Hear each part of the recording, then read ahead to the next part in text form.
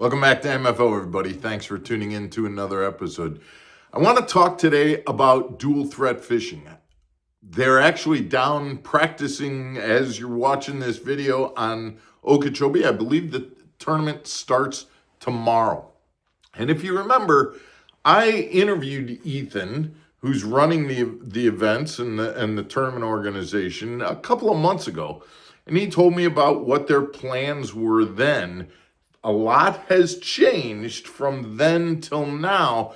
We're going to get into that in today's episode. There's a lot of inside information in terms of how things have grown, moved, and quite honestly, the plans for what's going to happen then. So as Duel Threat Fishing prepares to launch their inaugural event on Okeechobee, let's talk a little bit about how things have moved throughout the last several months. It's been kind of a whirlwind, and we'll see what you guys think about it. We'll be back right after this.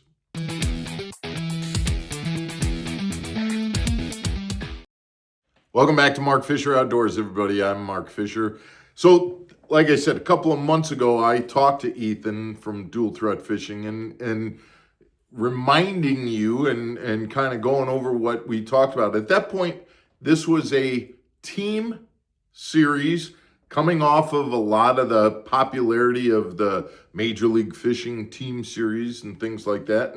And Ethan had some really, what I thought to be some really cool ideas. This guy seems like he really had it together, and I believe still does. And so, you know, the schedule was phenomenal. I still think that the schedule that they've got going on this year is probably the best schedule in all of fishing. And a team series sounds like a neat thing. At the time, and again, this was several months ago, it was $5,000 per team as an entry fee, and you were fishing for a team first prize of $100,000. They had a championship event, which was going to pay $250,000. And they also had kind of an interesting gimmick, a Bitcoin to be given away to the champions of the championship. That's like almost a $500,000 value right there. And so this got a lot of people's attention. There were over 1,600 applicants of teams that wanted to get into the dual threat fishing. And again, this was when they thought they were paying $5,000 per entry fee.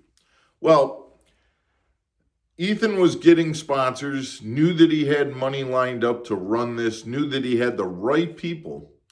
But what I've come to understand is that very recently, not very long ago, he was approached by another sponsor who said, listen, I'm willing to get it so that you don't have to pay entry fees. However, we're going to have to look at who your anglers are, because we want to have some pretty well-known anglers in this field. So let's see who you got now, and let's see who you can get if we go to a no entry fee type of deal. And so there were some phone calls being made, and again, as recently as just 2 weeks ago, where Ethan was looking at getting some higher named, bigger named people. Names like Scott Martin and Hillary Martin, John Cox and Keith Carson, Matt Steffen and Miles Berghoff, Scott Canterbury, Tucker Smith. There's a lot of big names. And some of these anglers were informed that, hey, if you're willing to come on board, there's not going to be any entry fees. So now, instead of having these 1,600 applicants that were willing to pay the money, they kind of shifted gears a little bit and made it a smaller field, because obviously, and this is again in my opinion, guys, but the paying the entry fees, instead of paying 100 entry fees, paying 60 probably fit into the parameters of the finances a little bit more. but 60 anglers who had some name recognition probably fit in more. And so what we're seeing again this week is a field of 60 anglers that are fishing the entire year at no entry fees through the help of this sponsor that Ethan got.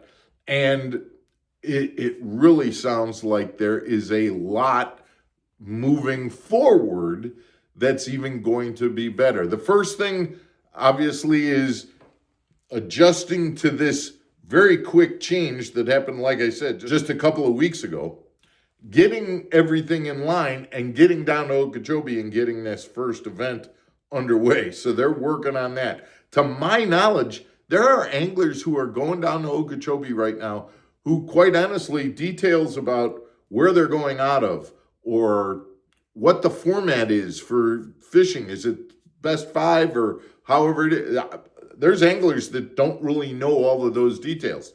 They're getting in their boat, they're going down to fish, and they're going to kind of work together to figure all of that out.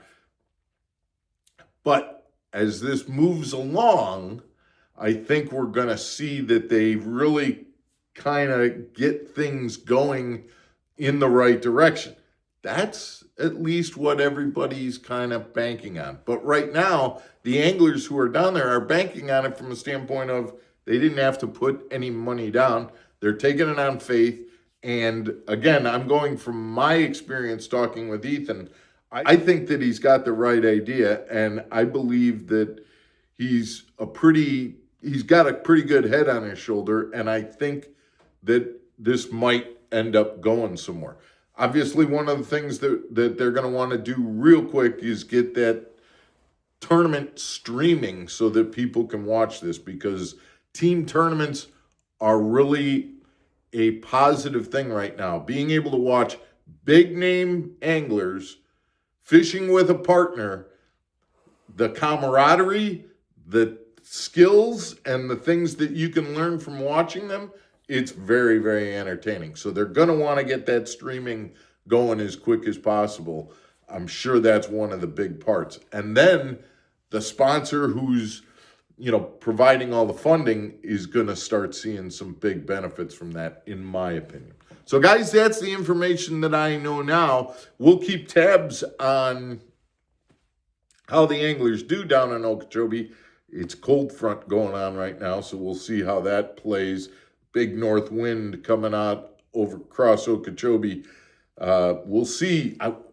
Knowing where they're going out of is going to be interesting. If they're going out of Rowan Martin's, it could be taking the Rim Canal and getting way up north, because that has a tendency to blow out South Bay and things like that. But we'll see how it goes, and I appreciate you tuning in. Please send me your comments. I'd love to hear what you guys think about all of this. It's kind of risky, but, without putting money up, maybe a little less risky. Thanks for tuning in, guys, and we will see you again tomorrow on another episode of Mark Fisher Outdoors. Take care, everybody.